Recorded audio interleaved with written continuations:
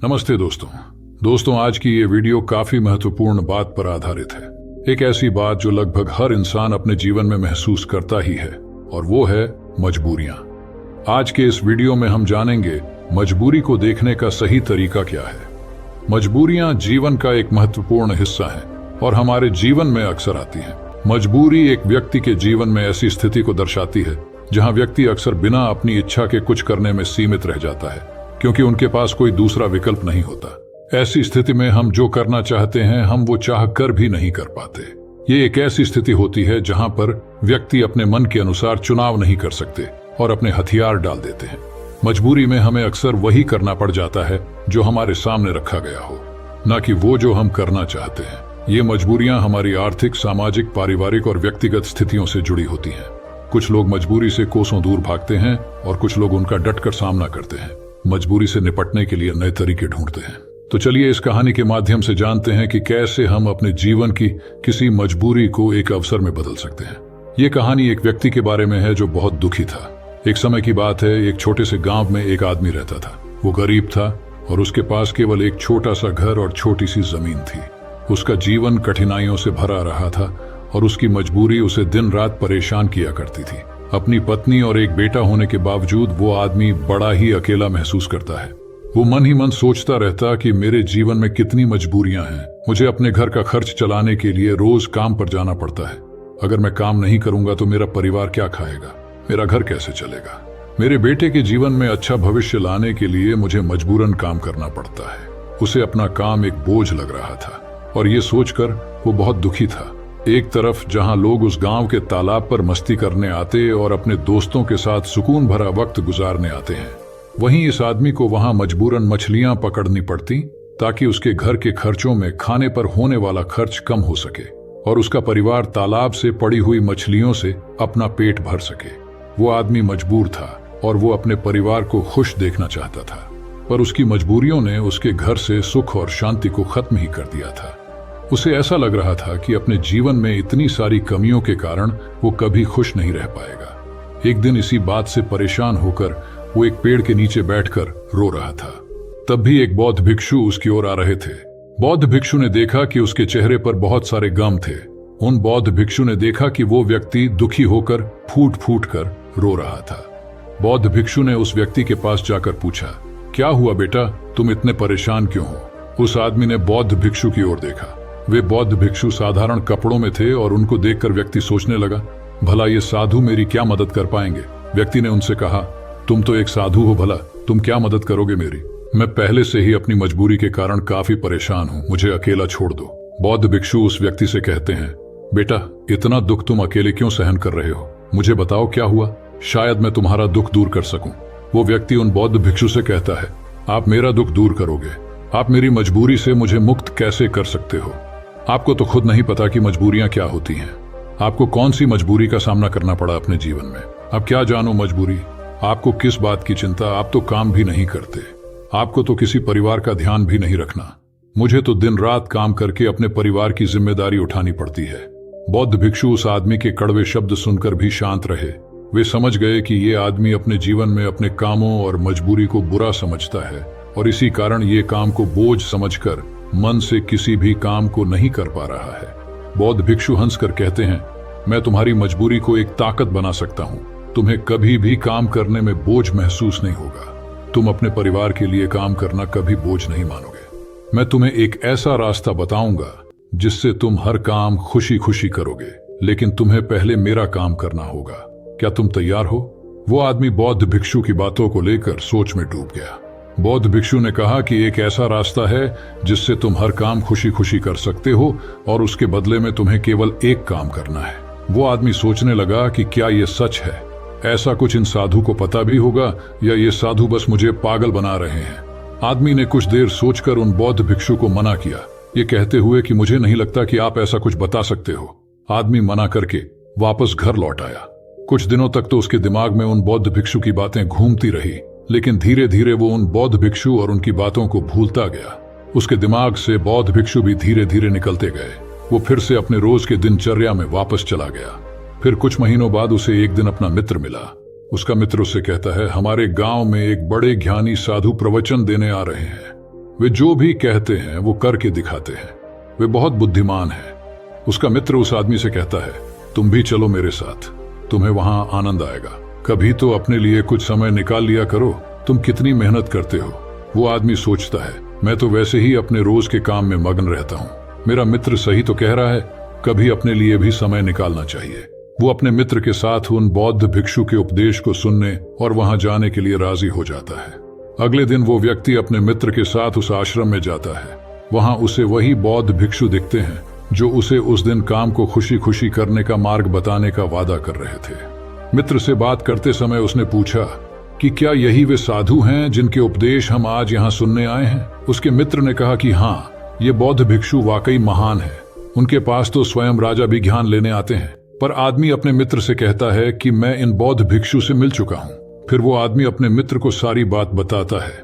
उसका मित्र पूरी बात सुनकर कहता है, अगर इन बौद्ध भिक्षु ने तुम्हें वचन दिया है तो अवश्य ही वे उसे पूरा करेंगे, तुम्हें उनसे फिर से मिलना चाहिए।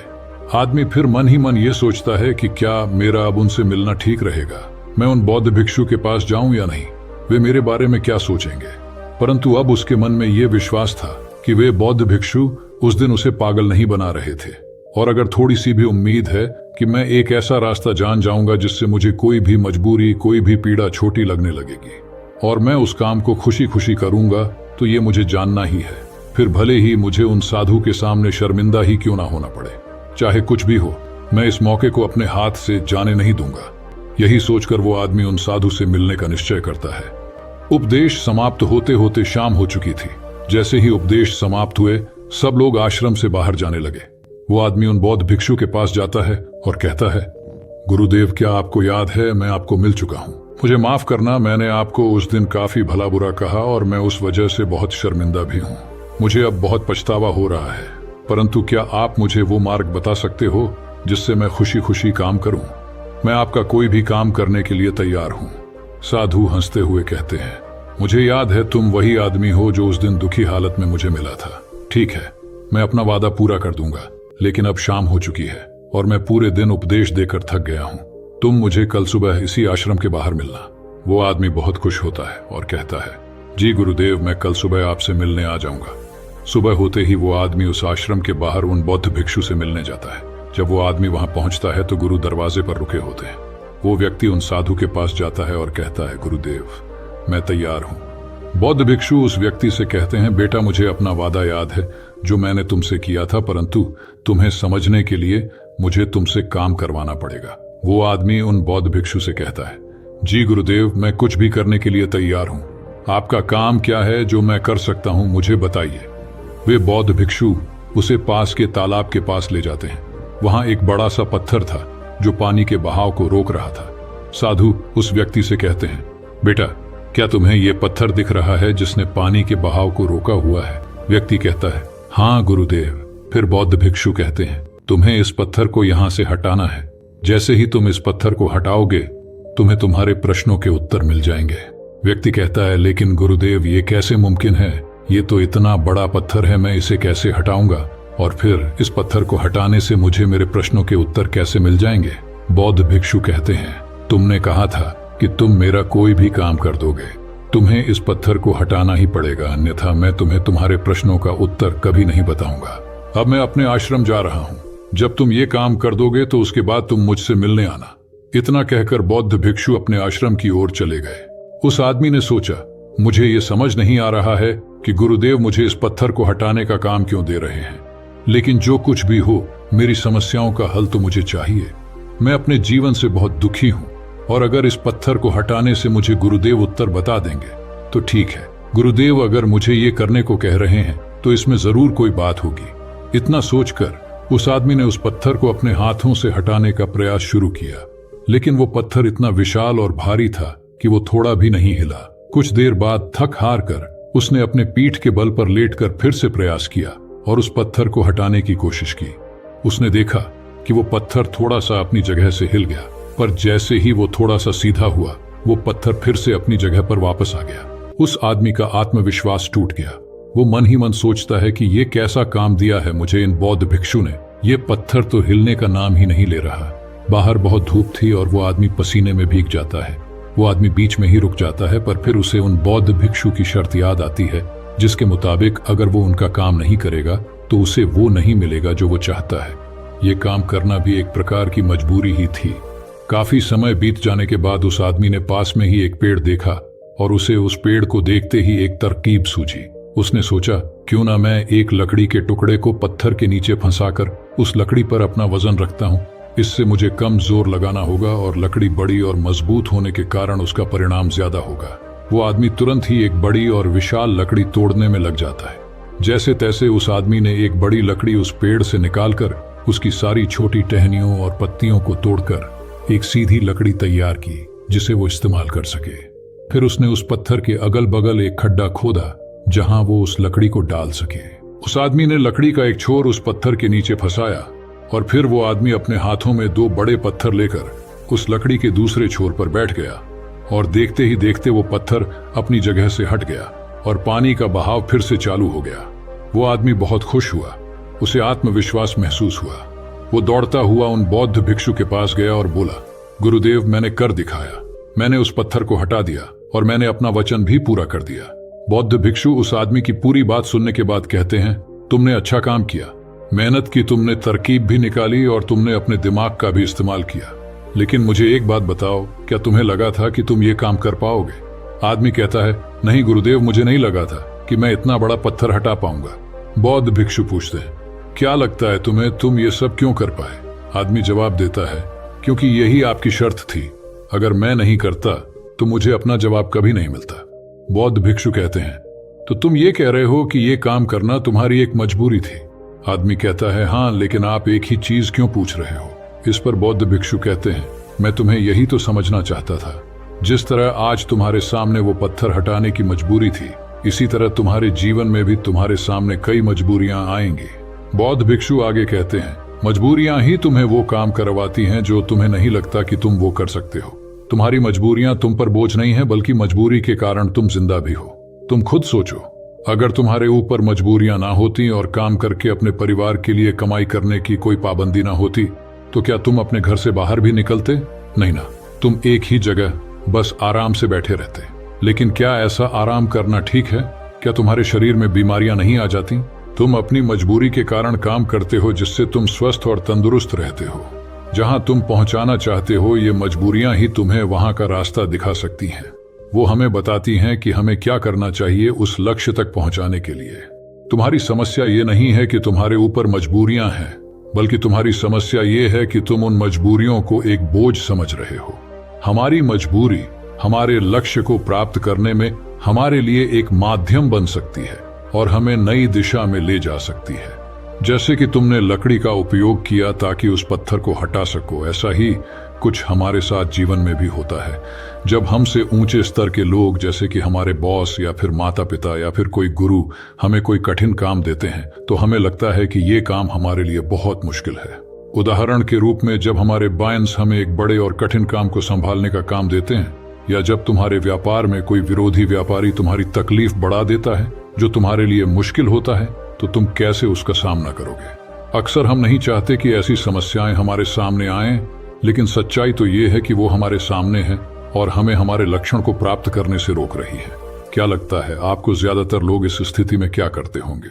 बेशक कोई नहीं चाहता कि वो संकट में आए, लेकिन जब एक विशाल समस्या उनके सामने खड़ी होती है, ऐसी कठिन समस्याएं जो उन्हें परेशान करती हैं, तब क्या करते होंगे लोग? जब भी हमारे जीवन में विशाल और भयानक समस्याएं आती हैं, तो हकीकत में वो हमसे सवाल पूछता है, क्या तुम इस लक्ष्य के काबिल हो? क्या तुम इस परीक्षा का सामना कर सकते हो? आप क्या करोगे?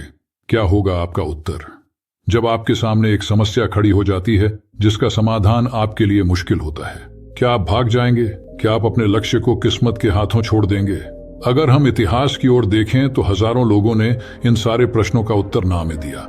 उन्होंने अपने हथियार डाल दिए, अपने लक्ष्य को छोड़ दिया, सिर्फ इसलिए क्योंकि उनके सामने एक बड़ी समस्या आ गई थी। ऐसा हम आज के युग में भी करते हैं। हम हार मान लेते हैं। हम अपने उच्च स्तर के लोगों को पागल तक कह देते हैं कि क्या सोचकर मुझे ये काम सौंपा गया, ये काम तो किसी से भी नहीं होने वाला। या फिर हम अपने लक्ष्य को त्याग देते हैं, ये कहकर कि शायद ये लक्ष्य मेरे भाग्य में ही नहीं है। लेकिन इतिहास के कुछ लोगों ने इस प्रश्न का उत्तर हमें दिया। वे डटकर खड़े हुए और समस्या की आंखों में देखकर उसका समाधान निकाला। वे कुछ बड़ा कर पाए। इस समय सच कहूं तो वे आज उस मुकाम पर कभी नहीं पहुंच पाते। अगर उनके सामने समस्या नहीं आई होती तो उनकी समस्याओं ने उन्हें बड़ा बनाया, उन्हें मजबूर किया नए रास्ते ढूंढने पर। कोई ऐसा रास्ता जो आज तक किसी ने नहीं सोचा था। बड़े और महान लोग भी अक्सर अपनी समस्याओं से जूझते हैं और उन्हें पार करने के लिए नए रास्ते ढूंढते हैं। समस्याएं हमें मुश्किल में डालती हैं और हमें मजबूर करती हैं नए रास्तों की तलाश करने में। यही तरीका है जिससे हम अपने लक्ष्य को हासिल कर सकते हैं और अपने जीवन को सफल बना सकते हैं। और यही सही तरीका है हमारी मजबूरी को देखने का। जब तुम्हारी नजर अपने लक्ष्य पर होगी तो तुम्हें अपनी समस्याएं छोटी लगने लगेंगी। इसीलिए मजबूरियां अच्छी होती हैं। तो अगली बार जब तुम किसी मजबूरी में खुद को पाओ तो खुश हो जाना, क्योंकि ये एक मौका है तुम्हें अपने आप को साबित करने का और इस दौरान वो बनने का जो तुम पहले कभी नहीं थे। दोस्तों, उम्मीद है कि आपको आज की ये वीडियो पसंद आई होगी, तो इसे लाइक जरूर करें और चैनल को सब्सक्राइब करना ना भूलें। यदि आपके आसपास भी कोई ऐसा व्यक्ति है जिसे इसकी सख्त जरूरत है तो उसे ये वीडियो जरूर शेयर करें ताकि उसकी सहायता हो सके। धन्यवाद। नमो बुद्धाय।